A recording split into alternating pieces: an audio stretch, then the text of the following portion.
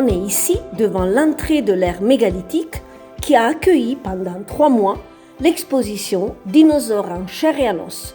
Au travers de modèles en résine réalisés par les paléontologues, l'expo raconte l'histoire des dinosaures et des grands animaux disparus de la préhistoire.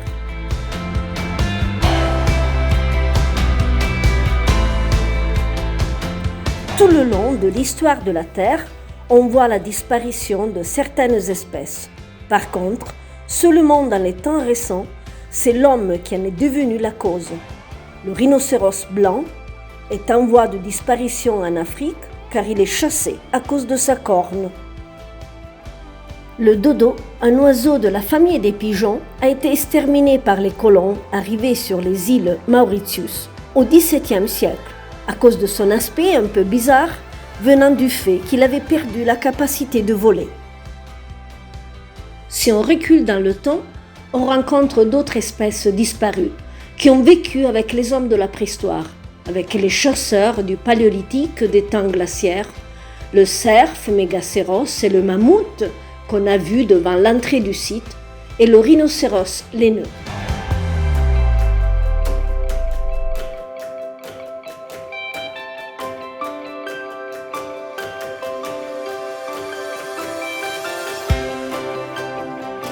Homo erectus a côtoyé le smilodon, ou tigre aux dents de sabre, un prédateur redoutable pouvant attaquer les grands herbivores.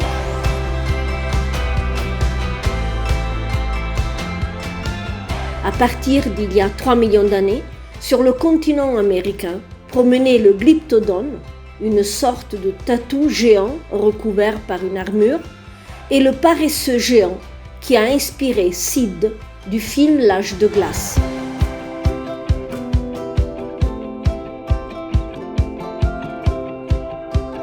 On va faire maintenant un bond en arrière et on arrive aux dinosaures qui ont disparu il y a 65 millions d'années. Ils ont vécu sur la Terre au Jurassique et au Crétacé, bien avant l'apparition de l'homme. En réalité, on sait aujourd'hui que certaines espèces de dinosaures n'ont pas vraiment disparu, mais ils ont évolué jusqu'à devenir les oiseaux actuels. Des récentes découvertes, faites en Chine d'ailleurs, permettent de les imaginer recouverts de plumes. La possibilité d'établir des relations entre les oiseaux actuels et les dinosaures a permis de proposer des nouvelles hypothèses pour reconstruire l'aspect de ces derniers, en choisissant des couleurs vives comme c'est le cas chez les oiseaux vivant en forêt tropicale. En plus des couleurs, d'autres éléments caractérisaient l'aspect des différentes espèces, sans avoir une fonction précise, des cornes, des crêtes, des protubérances de formes variables, localisées sur tout le corps des animaux.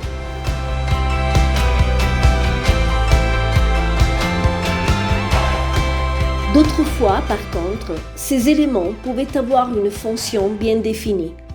La crête du Parasaurolophus servait pour amplifier le son produit par le nez auquel elle était reliée. Le gros nez du Pachyrhinosaurus lui servait de protection pendant les fréquents conflits avec les autres individus de la même espèce. La forme des dents a permis aux paléontologues de comprendre l'alimentation des différentes espèces. Il existait des carnivores comme le T-Rex, le roi des dinosaures, ou tel que le bébé retrouvé dans le sud de l'Italie, que l'on a surnommé Ciro. Les dinosaures herbivores étaient ceux qui pouvaient atteindre les plus grandes dimensions, comme le montre bien Titus, un autre fossile retrouvé en Italie, qui était long de 6 mètres, bien qu'appartenant à un jeune individu. D'autres espèces pouvaient vivre avec les dinosaures. Un grand poisson, c'est l'acanthe, qui habitait le fond des fleuves et qui existe encore aujourd'hui, représenté par une espèce vivant au fond des océans. Un mammifère aux dimensions réduites, qui ressemble beaucoup à Scrat, un des protagonistes du film L'âge glacial. Ce qui est très curieux, car le fossile a été retrouvé et décrit par les paléontologues quelques années après la sortie du film. Et c'est avec ce petit animal qui devaient se nourrir d'insectes que notre voyage dans le temps arrive à sa fin.